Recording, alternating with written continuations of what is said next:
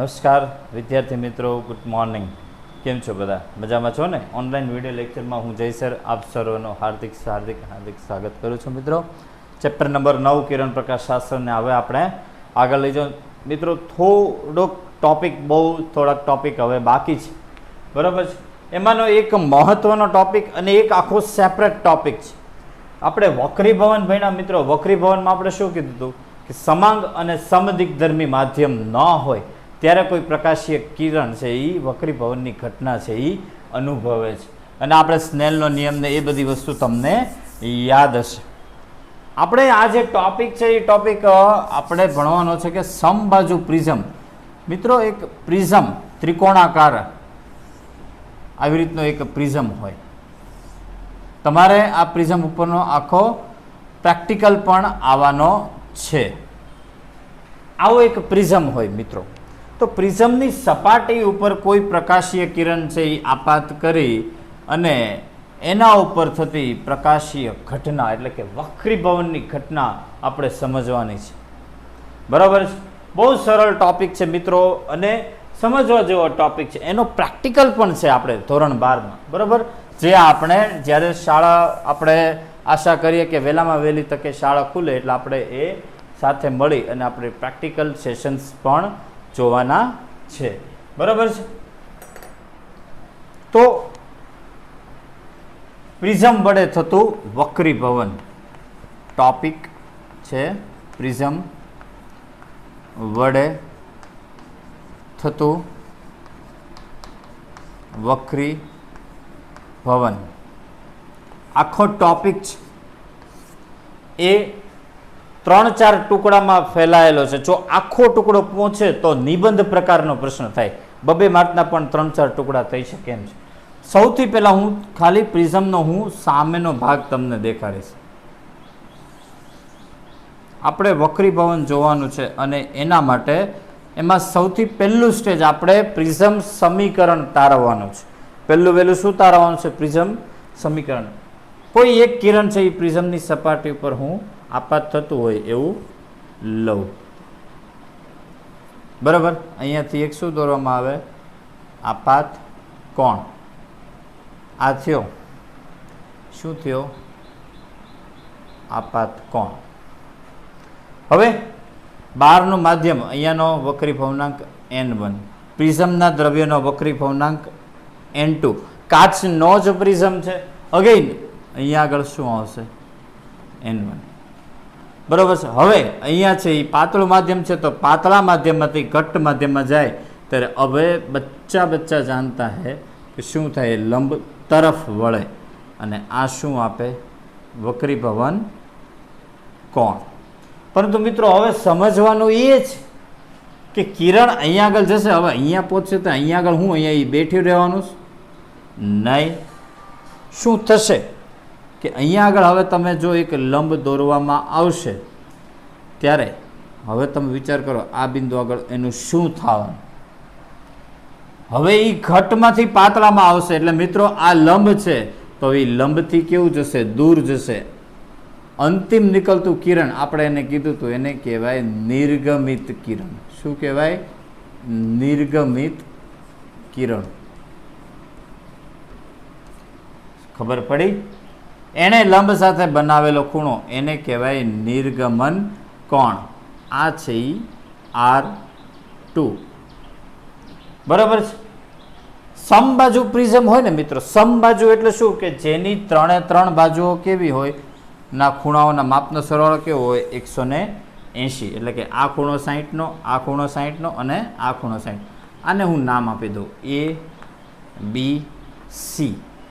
કિરણ P થી આ બિંદુને કહું Q, આને કહું હું કહું એને R અને આ બિંદુને કહું S.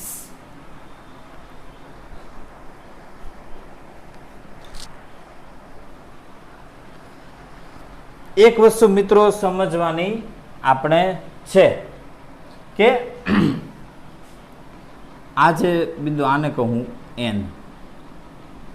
આ જોઈ પ્રિઝમ ઉપર થતું વક્રીભવન. તો એક વસ્તુ તમને ખબર પડી, અહીંયા આગળ એક વખત નહીં, અહીંયા આગળ કેટલી વખત વક્રીભવન થયું?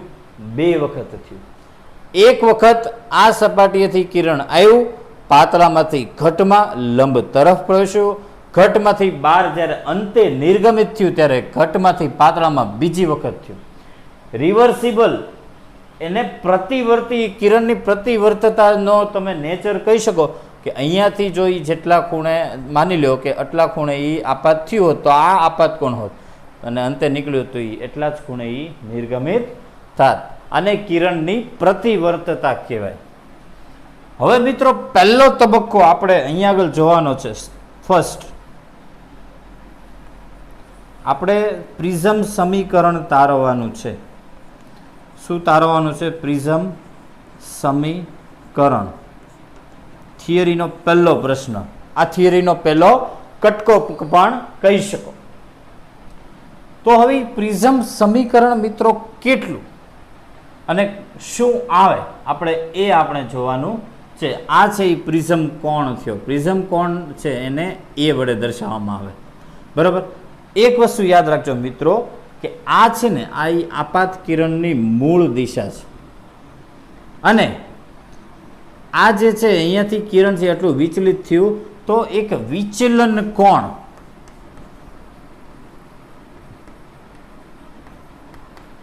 અહીંયા આગળ એ લોકો એની સંજ્ઞા છે એ કેપિટલ ડી લે છે, બાકી પહેલા જે આવતી ડેલ્ટા આવતી. હવે વિચલન કોણ એટલે શું ખબર? આપાત કોણ, આપાત કિરણ આપાત કિરણની મૂળ દિશા સાથે વક્રીભૂત કિરણે બનાવેલો ખૂણો એને શું કહેવાય ખબર? વિચલન કોણ. યાદ રાખજો. આપાત કિરણની મૂળ દિશા મિત્રો વિચાર કરો, આ પહેલું આપાત કિરણ એની મૂળ દિશા આ હતી, એની સાથે આ પ્રથમ વખત વિચલિત થયું એટલે આને કહેવાય ડેલ્ટા 1. આ બીજી વખતનું થયું જ્યારે આ આપાત કિરણની મૂળ દિશા સાથે આને બનાવેલો ખૂણો ડેલ્ટા 2. મૂળ આ હતું ને અંતિમ કિરણ આ છે તો આ ફાઇનલ વિચલન કોણ એને કહેવાય ડેલ્ટા. આટલી વસ્તુ તમારી બુકમાં આપેલી નથી. હવે તો કરવાનું શું? તો કે જો આ ડેલ્ટા બરોબર શું થાય ખબર? કે તમને ખબર છે કે આ યાદ આવ્યું તમને બહિષ્કોણની જોડ? ડેલ્ટા બરોબર શું થાય? આ બે ખૂણાના માપનો સરવાળો. તો ડેલ્ટા બરોબર ડેલ્ટા 1 પ્લસ ડેલ્ટા 2. આને કહું હું સમીકરણ નંબર 1. હવે ડેલ્ટા 1 ને ડેલ્ટા 2 કેટલા? તમે વિચાર કરો. આ આખો ખૂણો હોય ને ઇઝ ઇક્વલ ટુ આઈ થાય તો આઈ બરોબર શું થાય? Delta 1 plus R1. તો ડેલ્ટા 1 કેટલું થયું? આઈ માઇનસ R1. આને કહ્યું સમીકરણ નંબર. આ આખો ખૂણો થાય ને ડેલ્ટા 1 પ્લસ R1 બરોબર આઈ. એવી રીતે અહીંયા ડેલ્ટા 2 પ્લસ R2 બરોબર શું થાય? ઈ. તો ઈ બરોબર ડેલ્ટા 2 પ્લસ R2. તો અહીંયા ડેલ્ટા 2 ને કરતાં બનાવું તો શું થાય? ઈ માઇનસ R2.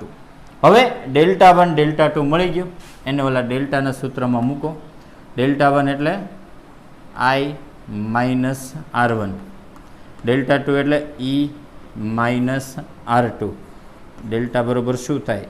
આઈ વત્તા ઈ માઇનસ કાઉન્સમાં શું થાય? R1 વત્તા R2. આને કહું સમીકરણ નંબર 4. હવે આની બરોબર શું? R1 વત્તા R2 બરોબર શું? હવે એ ગણતરી કરવાની છે મિત્રો. અહીંયા સુધી સમજો. આપાત કિરણની મૂળ દિશા સાથે વિચલિત થતું કિરણ એટલે કે વક્રીભૂત કિરણે બનાવેલો ખૂણો અહીંયા ડેલ્ટા 1, અહીંયા ડેલ્ટા 2. આ મૂળ કિરણ, આ અંતિમ કિરણ એટલે આ ફાઇનલ વિચલન કોણ થયું? આ બે વક્રીભવન કિરણોને કારણે બનતું વિચલન કોણ છે? આ વ્યાખ્યા યાદ રાખજો. બરોબર છે? ઓકે. હવે R1 વત્તા R2 બરોબર શું? તો તમે અહીંયા જુઓ મિત્રો કે સમબાજુ ચતુષ્કોણ મને દેખાય છે. દેખાણો? AQNR સમબાજુ ચતુષ્કોણ તમે જુઓ AQNR. એમાં Q અને R બે કેવા છે? કાટખૂણા છે. શું છે? કાટખૂણા છે અને તમને ખબર છે ત્રિકોણના ત્રણેય માપના ખૂણાઓના માપનો સરવાળો કેટલો થાય 180. તો પેલા ઉપરનો કિરણ લઉં કે માપ ખૂણો એ વત્તા માપ ખૂણો QNR બરોબર કેટલા થાય 180 અને કહું સમીકરણ નંબર 5. પછી આ QNR ત્રિકોણ છે, જો ત્રિકોણ QNR એમાં શું થાય કે R1 વત્તા R2 વત્તા ખૂણો QNR, R1 વત્તા R2 વત્તા માપ ખૂણો QNR બરોબર કેટલા થાય 180 ડિગ્રી થાય. સમબાજુ ચતુષ્કોણ છે માપ ખૂણો A વત્તા QNR બરોબર કેટલા થાય 180. ત્રિકોણ QNR ત્રણેય ખૂણાના માપનો સરવાળો કેટલો 180. હવે એ બેને સરખાવો. ચાલો હવે આ બેને સરખાવો તો શું થાય ખબર કે 180 એટલે આ બેમાંથી માપ ખૂણો QNR માપ ખૂણો QNR ગયા તો એ બરોબર શું આવે ખબર R1 વત્તા R2. એનો મતલબ એવો થયો જ્યાં એ છે એને શું કહેવાય ખબર પ્રિઝમ કોણ. R1 છે એ પ્રથમ વક્રીભવન કોણ, R2 છે એ દ્વિતીય વક્રીભવન કોણ. તો આપણે જે સમીકરણ નંબર 4 હતું એમાં R1 પ્લસ R2 ની કિંમત મૂકો તો ડેલ્ટા બરોબર શું થાય I વત્તા E માઇનસ એ.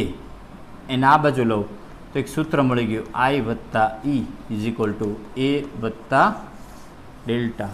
આ જે સમીકરણ મળ્યું સમીકરણ નંબર 8 એને કહેવાય પ્રિઝમ સમીકરણ. આ સમીકરણને શું કહેવાય પ્રિઝમ સમીકરણ. આ પહેલો કટકો છે, સમજાણું થિયરીનો આ પહેલો કટકો.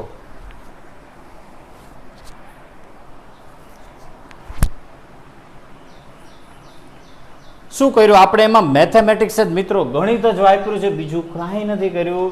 જો તમે પહેલાં તો આ આકૃતિ તમને દોરતા આવડવી પડે.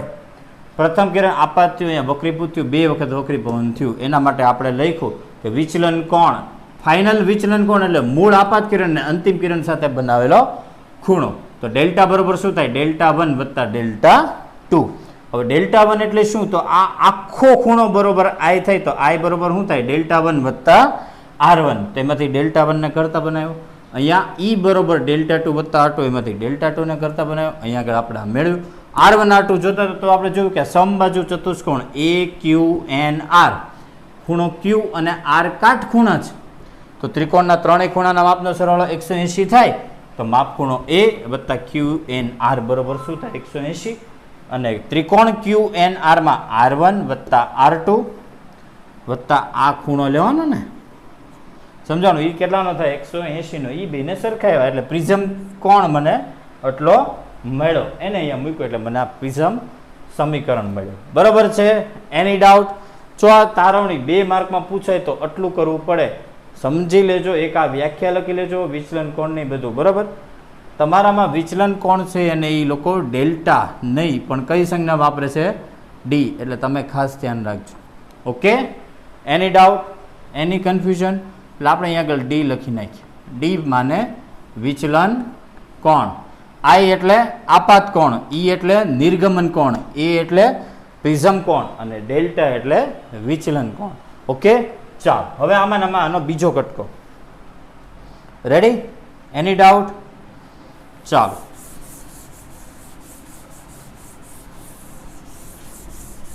આમાં જેટલું જરૂરી છે એટલું સાથોસાથ લખતા જશું.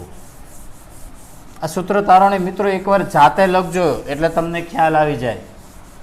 બરોબર છે?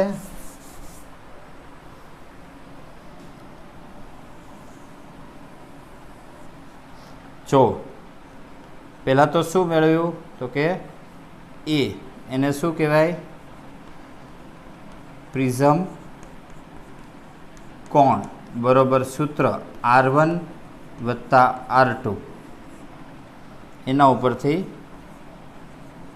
પ્રિઝમ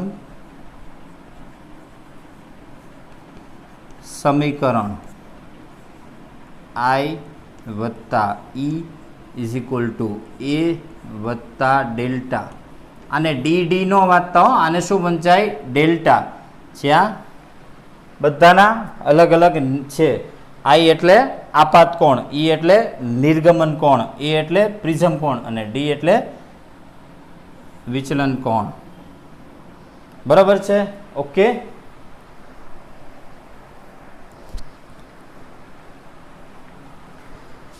હવે આનો સેકન્ડ પાર્ટ, લઘુત્તમ વિચલન ડીએમ, મિનિમમ ડેવિએશન. મિત્રો અલગ અલગ આપણે જોયું કે આ વિચલન કોણ આપણી પાસે છે ડેલ્ટા 1 ડેલ્ટા 2, અલગ અલગ આપાત કોણે અલગ અલગ આપણને વિચલન કોણ મળે.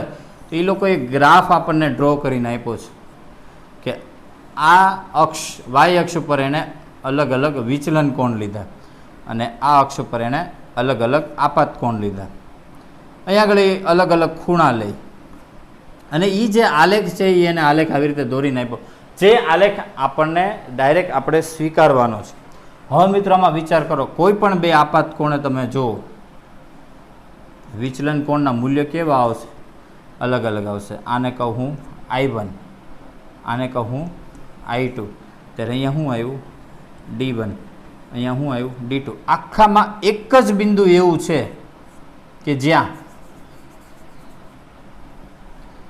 આપાત કોણ અને નિર્ગમન કોણના મૂલ્ય કેવા થાય? સરખા. હવે એ બિંદુ આગળ વિચલન કોણનું મૂલ્ય કેટલું? તો કે એ વિચલન કોણના મૂલ્યને કહેવાય લઘુત્તમ વિચલન.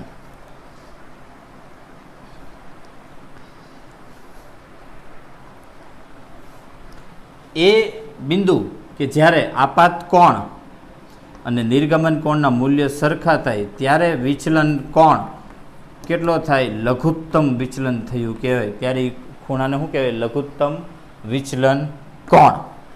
ત્યારે કેટલી કેટલી વસ્તુમાં ફરક પડે અને એના ઉપરથી લઘુત્તમ વિચલન કોણે માટે પ્રિઝમના દ્રવ્યનો વક્રી ભવનાંક શું એ મારે જાણવું છે. પ્રિઝમના દ્રવ્યનો વક્રી ભવનાંક શોધવાનું સૂત્ર તારવણી કરવી, આ એનો બીજો ભાગ છે. પહેલો ભાગ તો કે પ્રિઝમ સમીકરણ તારો, બીજો ભાગ કે લઘુત્તમ વિચલન કોણે પ્રિઝમના દ્રવ્યનો વક્રી ભવનાંક શોધવાનું સૂત્ર તારવણી કરો. એ પણ મોસ્ટ ઇમ્પોર્ટન્ટ. ભાઈ જોઈએ પહેલાં તો લઘુત્તમ વિચલન થાય એટલે કઈ કઈ વસ્તુ થાય એ જોવાની. તો ડેલ્ટા બરોબર શું થાય? Delta M. બીજું શું થાય ખબર? કે વક્રી ભવન કોણના મૂલ્ય કેવા થાય ખબર? સરખા થાય. માટે એ બરોબર શું થાય? R1 વત્તા R2 બરોબર R થાય. તો એ બરોબર 2R. તો R બરોબર શું થાય? A/2. બરોબર. આ પહેલો પોઈન્ટ કે I બરોબર E થાય. આપાત કોણ અને નિર્ગમન કોણના મૂલ્ય કેવા થાય? સરખા. ત્યારે વિચલન કોણનું મૂલ્ય કેના જેટલું થાય? લઘુત્તમ વિચલન જેટલું. અને ત્યારે વક્રી ભવન કોણના મૂલ્યો કેવા થાય? સરખા. ઓકે. તો મિત્રો લઘુત્તમ વિચલનના કેસમાં એટલી વસ્તુ યાદ રાખજો. આપાત કોણ અને નિર્ગમન કોણનું મૂલ્ય સમાન હોય ત્યારે વિચલન કોણનું મૂલ્ય લઘુત્તમ વિચલન જેટલું થાય. બંને વક્રી ભવન કોણના મૂલ્ય સરખા થાય એટલે R1 વત્તા R2 બરોબર 2R એટલે એ બરોબર 2R. તો R બરોબર A/2. હવે પ્રિઝમના દ્રવ્યનો વક્રી ભવનાંક શોધવો છે. તો એના માટે શું કરો? તો કે આપણી પાસે બે બિંદુઓ છે Q અને R. બંને બિંદુએ આપણે સ્નેલનો નિયમ લગાડી શકીએ એમ છીએ. યાદ આવ્યું સ્નેલનો નિયમ? બરોબર છે. તો આપણે સૌથી પહેલા આપણે Q બિંદુએ સ્નેલનો નિયમ લગાડો. Q બિંદુએ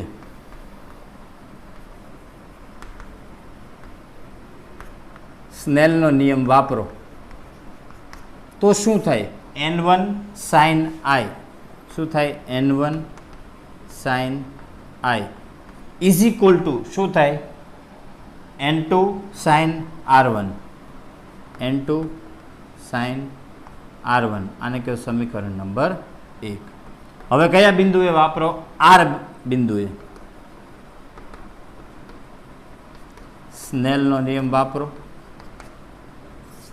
શું થાય n1 sin e થાય ને n1 sin e is equal to n2 sin r2 આને કયો સમીકરણ નંબર 2. હવે કેટલી વસ્તુનું ધ્યાન રાખવાનું, જો આપણી પાસે પ્રિઝમ સમીકરણ છે i વત્તા e બરોબર a વત્તા ડેલ્ટામાં, તો વિચાર કરો આપાત કોણ અને નિર્ગમન કોણના મૂલ્ય સરખા થાય ત્યારે ડેલ્ટા બરોબર શું થાય ડેલ્ટા એમ. તો એક બાબત હજી આપણે અહીંયા નોંધવાની રહી, તો પ્રિઝમ સમીકરણમાં અહીંયા શું ફેર પડે, અહીંયા 2i થાય ઇઝ ઇક્વલ ટુ શું થાય a વત્તા ડેલ્ટા એમ. તો અહીંયા આપાત કોણનું મૂલ્ય કેટલું થાય ખબર, a વત્તા ડેલ્ટા એમ બાય 2. આને કયો સમીકરણ નંબર 3. તો લઘુત્તમ વિચલનની સ્થિતિમાં આ પણ થાય, આટલું તો થાય. આ પહેલો મુદ્દો, આ બીજો મુદ્દો, અને હવે આ યાદ રાખવાનો થયો એ ત્રીજો મુદ્દો યાદ રાખવાનો થયો મિત્રો, કે લઘુત્તમ વિચલનની સ્થિતિમાં આ પણ થાય. આપાત કોણ બરોબર a વત્તા ડેલ્ટા એમ બાય 2. હવે કોઈ પણ સમીકરણ મિત્રો અહીંયા આગળ આઈ કે ઈ, અહીંયા કોઈ પણ જગ્યાએ કાંઈ પણ મૂકો. જો હું પહેલું સમીકરણ લઉં n1 sin i બરોબર n2 sin r1. હવે i બરોબર લઘુત્તમ વિચલનની સ્થિતિ છે એટલે i બરોબર શું થાય a વત્તા ડેલ્ટા એમ બાય 2. n1 એટલે તો હવાનું માધ્યમ છે, sin a વત્તા ડેલ્ટા એમ બાય 2. n2 એટલે એનો વક્રી પૂર્ણાંક, પ્રિઝમના દ્રવ્યનો વક્રી પૂર્ણાંક કેટલો કીધો આપણે n, અને sin r1. હવે મિત્રો r1 શું કે r2 શું, લઘુત્તમ વિચલનમાં બે કેવા છે સરખા, તો r1 નો કહેવાય r2 નો કહેવાય, શું કહેવાય r જ તે, અને r એટલે તમને ખબર લઘુત્તમ વિચલનમાં શું થાય a બાય 2. હવે n ને કરતા બનાવો એટલે મને સૂત્ર મળે sin a plus delta M by 2 છેદમાં sin a બાય 2. આ મને મળ્યું પ્રિઝમના દ્રવ્યનો વક્રી ભવનાંક શોધવા માટેનું સૂત્ર. પ્રિઝમ માટે વક્રી ભવનાંક શોધવાનું સૂત્ર, મોસ્ટ ઇમ્પોર્ટન્ટ સૂત્ર તારણી. આ ટોપિકનો બીજો ભાગ સમજાણું મિત્રો. લઘુત્તમ વિચલનની સ્થિતિ આવી, કેટલી વસ્તુ યાદ રાખવાની, આપાત કોણ નિર્ગમન કોણના મૂલ્યો સરખા થયા ત્યારે બંને વક્રી કોણના મૂલ્યો સરખા થયા એટલે r બરોબર a બાય 2. ત્રીજું તો કે આ પ્રિઝમ સમીકરણમાં i બરોબર e થાય ત્યારે i બરોબર ડેલ્ટા એમ એટલે i નું સૂત્ર આ મળ્યું. પછી પ્રિઝમના દ્રવ્યનો વક્રી પૂર્ણાંક શોધવા માટે શું કર્યું, q અને r બિંદુએ આપણે સ્નેલનો નિયમ લગાડ્યો. એ સ્નેલના નિયમમાં હવે લઘુત્તમ વિચલનની સ્થિતિમાં i બરોબર આ, r1 બરોબર r2 બરોબર આ એ મૂક્યું અને આપણે આ સમીકરણ તારવ્યું. આ ટોપિકનો સેકન્ડ પાર્ટ છે. બરોબર છે મિત્રો, એની ડાઉટ, એની કન્ફ્યુઝન? આ લઘુત્તમ વિચલનની સ્થિતિ આ છે એ પ્રિઝમ સમીકરણ તારવવાની સ્થિતિ. બરોબર છે, એની ડાઉટ, એની સિચ્યુએશન, એની કન્ફ્યુઝન મિત્રો? તો મિત્રો આ ટોપિકનો સેકન્ડ પાર્ટ થયો. બરોબર છે, ચાલો હવે નેક્સ્ટ.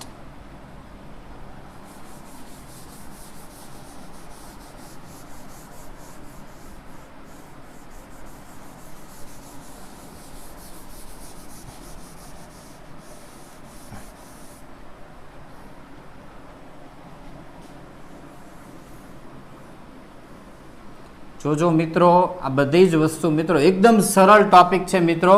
એક વખત જાતે કરશો એટલે તમને આવડી જશે. આ છે એ ફર્સ્ટ પાર્ટ હતો, આ છે એનો સેકન્ડ ટોપિક છે, લઘુત્તમ વિચલન. યાદ રાખજો મિત્રો, લઘુત્તમ વિચલનની સ્થિતિમાં કઈ કઈ વસ્તુ થાય એ બધી જ કન્ડિશન યાદ રાખવાની છે. આપાત કોણ અને નિર્ગમન કોણના મૂલ્ય સરખા, આ વસ્તુ આ બધી કન્ડિશન યાદ રાખવાની, આ સ્નેલના નિયમ વાપરતા આવડી જવા જોઈએ, બરાબર છે. અને છેલ્લે આપણે આ જે સમીકરણ તારવ્યું, સમીકરણ તારવણીના સ્ટેપ, બરાબર છે. હવે આનો થર્ડ સ્ટેજ અને છેલ્લો, બરાબર છે. માની લ્યો કે મિત્રો સાઇન છે, આ ખૂણો છે, ખૂબ નાના હોય, એ વત્તા ડેલ્ટા એમ બાય 2. આ ખૂણો છે એ ખૂબ નાનો છે સપોઝ, તો એ લગભગ કેટલો થાય, એ વત્તા ડેલ્ટા એમ બાય 2. તો પછી સાઇન એ બાય 2 પણ લગભગ કેટલો થાય, એ બાય 2. તો હવે પ્રિઝમ સમીકરણમાં તમે મૂકો n બરોબર એ વત્તા ડેલ્ટા એમ બાય 2 છેદમાં એ બાય 2, 2 ગયા, એ અહીંયા જોડાણો એન એ બરાબર એ વત્તા ડેલ્ટા એમ. તો આપણને ડેલ્ટા એમનું એક સૂત્ર મળ્યું, બરાબર એ ઇન્ટુ n માઇનસ 1. આ સૂત્ર માત્ર ને માત્ર ક્યારે વાપરવાનું, કે જ્યારે પ્રિઝમ કોણનું મૂલ્ય કેવું હોય, નાનું હોય. નાનું ઇન ધ સેન્સ 10 અંશ કરતાં નાનું. કેટલા અંશ કરતાં નાનું હોય, 10 અંશ કરતાં જ્યારે નાનું હોય ત્યારે તમારે આ સૂત્ર વાપરવાનું, ડેલ્ટા એમ બરોબર એ ઇન્ટુ n માઇનસ 1. બરાબર. પ્રિઝમ કોણનું મૂલ્ય કેટલું હોવું જોઈએ, 10 અંશ કરતાં નાનું હોય ને ત્યારે આ સૂત્ર વાપરવાનું, બાકી તો આ સૂત્ર છે જ. માની લો કોઈ એમસીક્યુમાં કે એમાં તમને એમ આપ્યું કે પ્રિઝમ કોણ છે એ 7 ડિગ્રી છે, પ્રિઝમ કોણ છે એ 5 ડિગ્રી છે, 9 ડિગ્રી છે, ત્યાં સુધી તમારે આ સૂત્ર વાપરવાનું. એનાથી ઉપર જાઓ તો પછી તમારે સૂત્ર બદલાશે, બાકી સૂત્ર બદલાશે નહીં, બરાબર છે. તો આ પણ એક ટોપિક છે કે નાનો પ્રિઝમ કોણ હોય ત્યારે આ સૂત્ર વાપરવાનું, બરાબર છે મિત્રો. એની ડાઉટ, એની કન્ફ્યુઝન? ઓકે. તો આખું તારવણી જે છે એ તમારી સમક્ષ જે મૂકવામાં આવી, એ મિત્રો ખાસ ધ્યાન રાખજો. એક સ્ટેપ મિત્રો તમારે તમારી જાતે, તમારે તમારા શબ્દોમાં અને તમારા જે કહેવાય ને કે તમારા લોજિકથી તમારે યાદ રાખવાનું છે. આના એક કન્સેપ્ટ છે એના થ્રુ ડીપલી ઉતારવાના છે. આખો અલગ ટોપિક છે પણ ખૂબ સારો ટોપિક છે. તો આ 3 સ્ટેજમાં આપણે કર્યું. પહેલો ભાગ હતો તો કે પ્રિઝમ સમીકરણ તારો.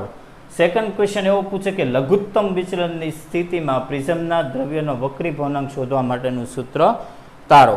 એમાં આ કન્ડિશનો ખાસ મહત્વની છે.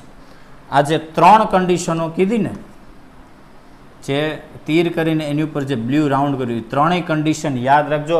એમસીક્યુમાં આ ત્રણેય કન્ડિશન ખૂબ કામ લાગશે. સ્નેલના નિયમ ઉપરથી આ બે, આ પ્રિઝમ સમીકરણ, અને આ છેલ્લે આ નાનકડો ટોપિક કે ખૂણા. માની લો કે પ્રિઝમ કોણ ખૂબ નાનો હોય, 10 અંશ કરતાં પણ નાનો હોય, ત્યારે વિચલન કોણનું સૂત્ર ડેલ્ટા એમ બરોબર એ ઇન્ટુ n માઇનસ 1. બરાબર છે મિત્રો? ઓકે. તો આટલું લખવાનું છે.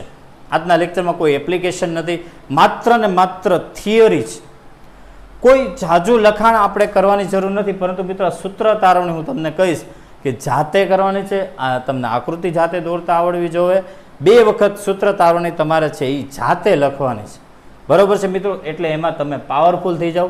આવતા લેક્ચરમાં આપણે આની થિયરી પૂરી કરી એની એપ્લિકેશન લેશું. પછી આ ચેપ્ટરના 2 ટોપિક બાકી છે, એટલે આપણે વહેલામાં વહેલી તકે આ ચેપ્ટર થશે પૂરું, બરાબર છે મિત્રો? ત્યાં સુધી તમારે સારામાં સારી રીતે આ લેક્ચર જોઈ લેવાનો છે.